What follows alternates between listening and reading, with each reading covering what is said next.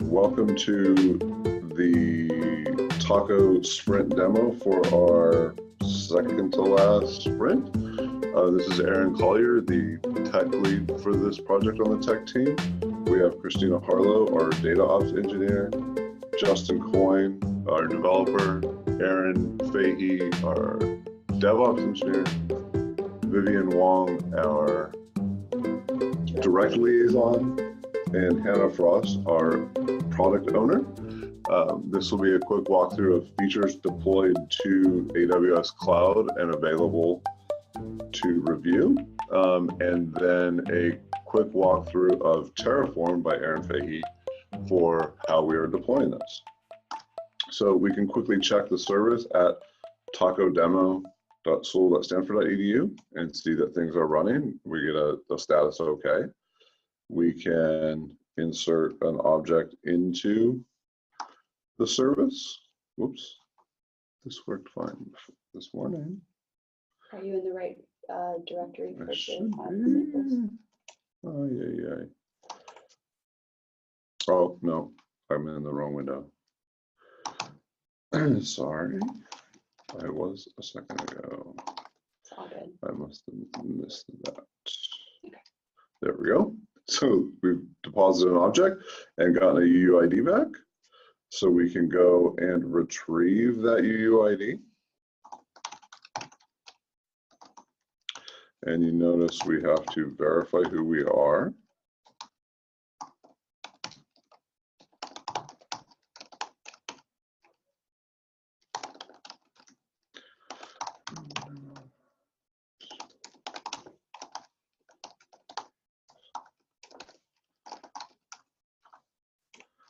And we get that back and we can make that look nice. So you can see the work that we inserted, just retrieving that work, and then we can go and update that work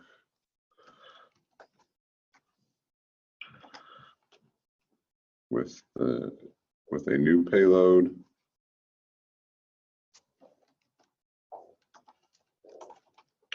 And the response of the ID shows that that was successful. And if we look at it again, we have updated the label. Just a quick verification that that update actually worked. So now we've deployed the functional routes for Taco to AWS, and we've done that through Terraform. And I will hand off to Aaron to discuss what this looks like. Okay, so my work has been focused around trying to get the Elastic Container Service, service in AWS, able to run any arbitrary container that we define via a Docker container.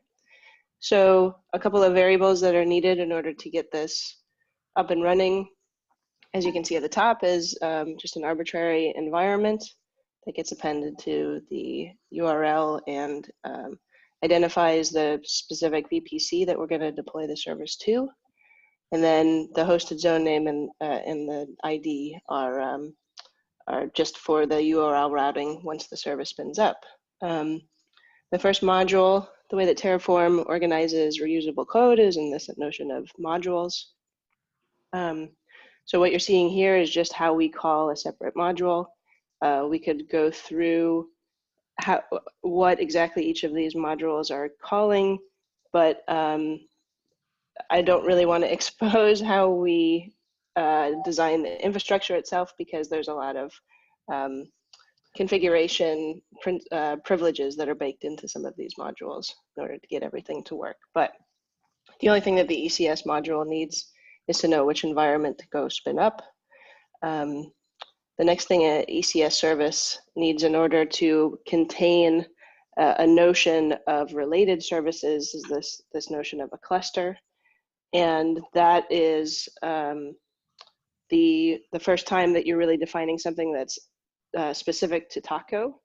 This one, we're just naming the cluster that the services live within as infrastructure, it has needs an understanding of what environment it's spinning up within, and then we're deploying that cluster within a specific VPC. That VPC is tied to the environment, at least as we've defined it. You notice in the cluster only receives public subnets. That's because the cluster comes along with an application load balancer. So that's a one-to-one relationship decision that we've made as far as how to spin up ECS services.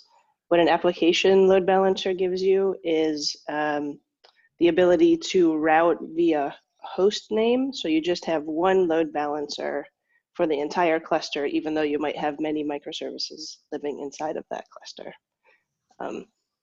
Right, moving on to how we define the Taco service.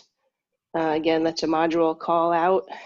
And as you can see, the first block of variables there are Taco specific. It understands what environment it's being deployed to, what port. Health check URL is front-ended to deployment. So before you deploy a service, you already need to have some sort of health check URL available to it. This is so the load balancer knows how to identify that a service is healthy, even if that responds just a straight up 200 without really any checks. Of course, you need to know, at least on the service, what sort of resources each container requires. And I believe this is the bare minimum of CPU and memory that a container can receive, which the translation there is that it's using a quarter of a virtual CPU and a half a gig of RAM, which we found so far, at least in demoing, is perfectly fine. The min and max capacity is our auto scaling triggers of how many things should be running at zero load, and then triggering up to at least 4. That's based on a watch metric on the usage of the CPU. Then those second 2 blocks are just identifying the cluster that we defined above, and then some specifics on the VPC that it's deployed to.